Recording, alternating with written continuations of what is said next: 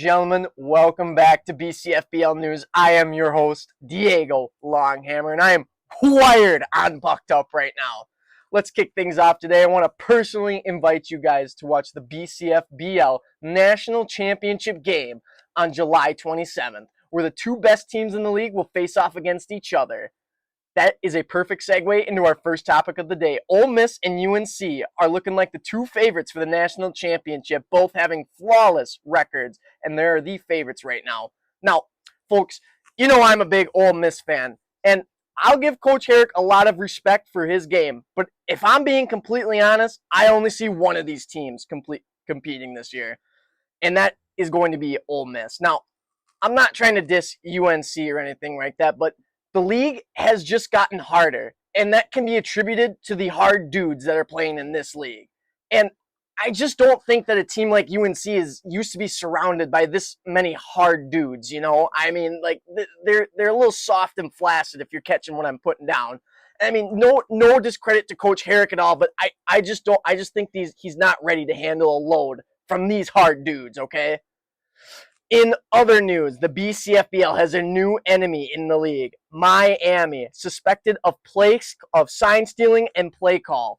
Now, let me just personally say, folks, that I love Miami, but as the representative of unbiased presentation, I'm here to give you totally reliable and professional journalism. And what my sources tell me is that Miami could be looking at some serious penalties here. Now, I wasn't there personally to observe these games, but if Miami is caught, this could heavily impact things like Heisman odds and playoff percentage chances here. And when I asked Diesel Dom about this situation, his response was, "Fuck all these haters, man. They hate me because they hate me. Miami and Colorado are going to be running this league."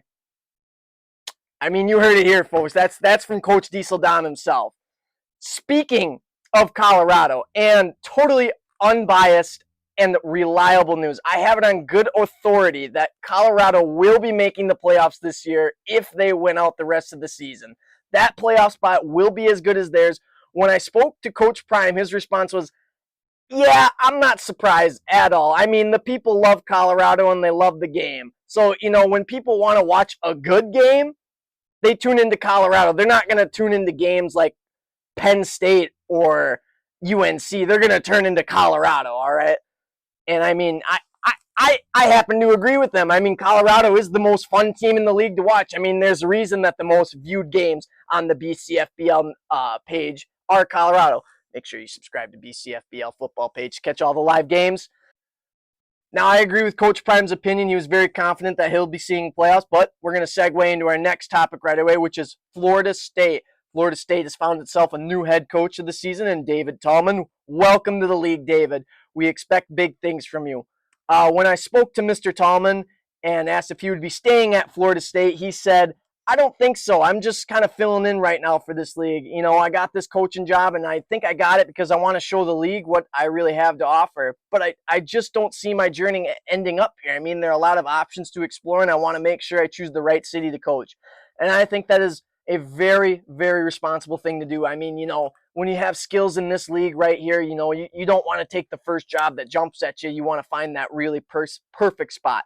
Personally, I think Florida State would be a good spot for you, Dave. I mean, if you want my professional opinion here, do not go to LSU. I mean, there are, a lot of people gunning for that right now. I mean, LSU is, just not a spot for a brand new head. I'd say we need a more experienced head coach to take that spot. Someone who's got a lot of grit and is kind of sneaky in the game, maybe Colorado, who knows? Maybe Coach Prime would be looking at taking that spot. I don't know. It's just hard to say right now, all right? Okay, and then last but not least, the Gambling Man. Now, you've heard me call out the Gambling Man multiple times. If you follow BCFBL news page, if you're not, go follow that. I have debunked the Gambling Man's fake news and propaganda, but I have new news to share with you right here today. Breaking new news. Now, I can give credit where credit is due. I mean, the Gambling Man recently winning a $500 million bet, but my sources have seen a suspicious amount of the Gambling Man entering gay strip clubs. Yes, that is right. gay strip clubs wearing a Blake Corum jersey. Now, clearly, this is a sign that he is not over his past homosexual relationship with Blake Corum. And I mean, folks, there's nothing wrong with that. I mean, I support Pride Month as much as the next guy. I mean, you know, I find it great that the gambling man's finally out there showing his true colors.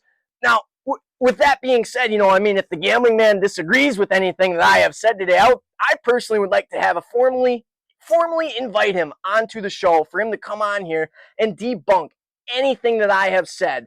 Now, I'm sure he'll go and he'll piss and moan on Instagram, but, you know, I mean, I figured it'd be worth to try to get him on here and have a face-to-face conversation, but he's behind his own ego so much that he truly does not know what to do when being called out. Well, with that being said, I want to thank you all for tuning into BCFBL News. I am your host, Diego Longhammer. Make sure you tune into that game on July 27th, National Championship. Thank you very much, folks.